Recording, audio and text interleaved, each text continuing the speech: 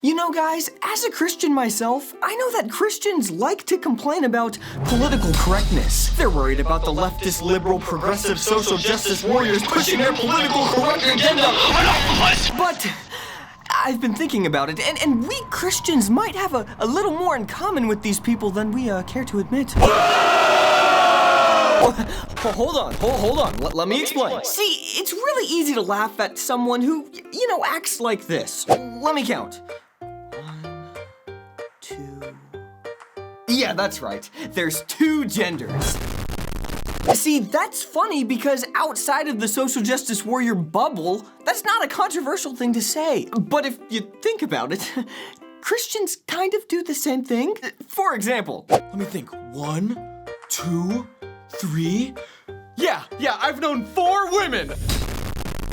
We used the biblical terminology for that skit. Children are watching this. But the point is, we would probably say that is inappropriate behavior. But if you don't share the same worldview as us, then that's normal behavior. I mean, why not, right? See, to us as Christians, our way of seeing the world is the right way to see the world. So we feel the need to let others know when they aren't living their lives in a way that we deem correct. I'm sorry, but I cannot stay silent any longer. What you are saying is wrong, and you are a sinner, and the wages of sin is death, buddy. What? Says who? The Bible says. Who cares what the Bible says? The thing is, we don't all have the same worldview, yet we Christians expect everyone to reach the same conclusion as us. Just like those darn social justice warriors do. See, if you don't toe the line with the SJWs and go along with their approved script, you're a bigot. Or you're phobic. Or you're a sexist. I'm sorry, I cannot just stand here and listen to you spew that hate.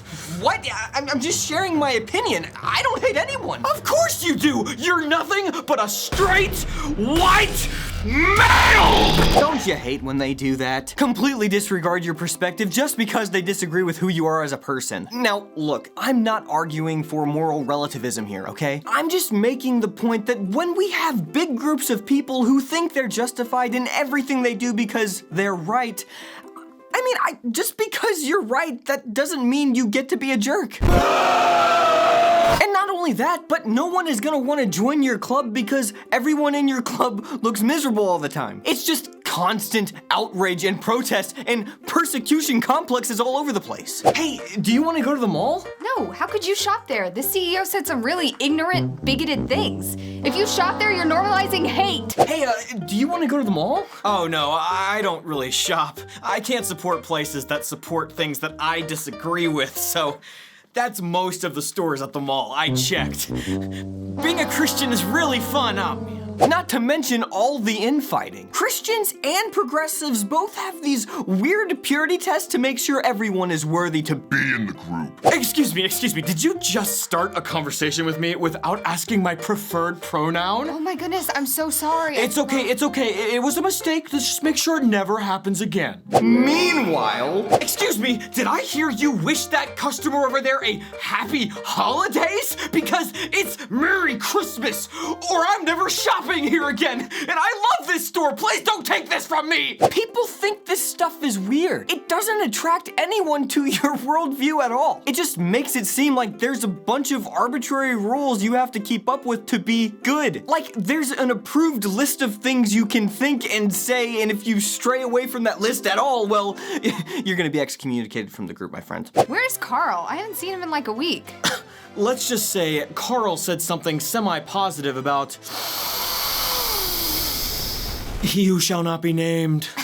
Bye-bye, Carl. Meanwhile... Oh, hi, Pastor. Hey, buddy, listen, I've heard that you've been making some statements that are not doctrinally sound.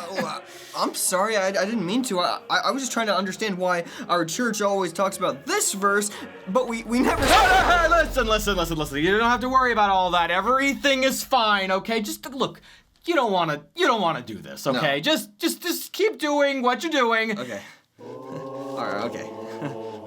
Yeah. These are both subcultures that want everyone in the whole world to agree with them. But both do everything they possibly can to get in their own way. And so, what are we left with? Yelling, outrage,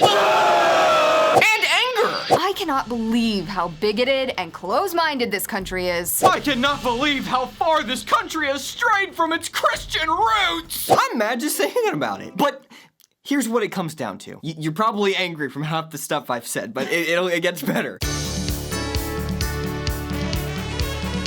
If your way of life is so great, why not just lead by example instead of trying to force it down everybody's throat all the time? It's not on us to demand that people live their lives in a way that we deem appropriate. It's on us to live our lives in such a way that people want to live like us. That's difficult though, because if we're just angry and controlling all the time like the other group, well, no wonder no one's buying what we're selling. Just love people, okay? You can't control them. You can't change them. All you can do is die to yourself every single day while they drive you crazy trying to control you. I wish I had better news for you, but you know, that's the good news.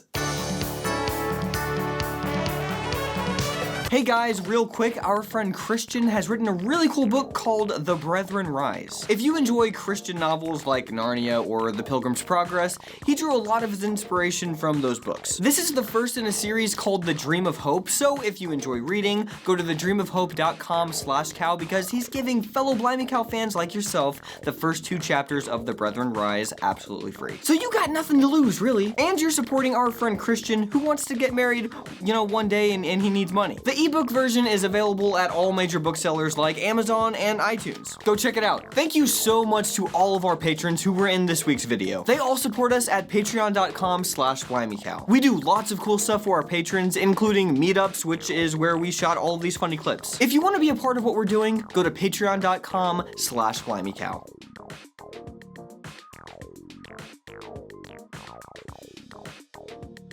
Clap. Thanks, guys. Here's another shot if you ever need it. All right, back.